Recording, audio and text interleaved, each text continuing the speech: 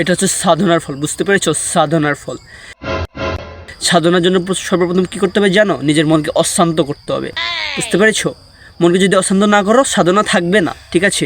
এই যে ছেলেটা ভেসে আছে, থাকবে না, ঠিক আছে? সর্বপ্রথম নিজের মনকে অশান্ত করতে হবে, এরপরে মন্ত্র বলতে হবে, ঠিক আছে? মন্ত্র কি?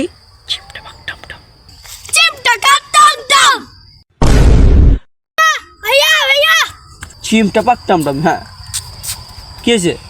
ভাইয়া আপনার বাবা তো কইছে আপনি যদি পরীক্ষায় পাস না করেন আপনার বাড়ি থেকে বাইরে করে দেব, তো আপনি কি ব্যবস্থা করবেন? আরে ছোট, আমি আমার ব্যবস্থা আগে থেকে করে রাখছি, ঠিক আছে?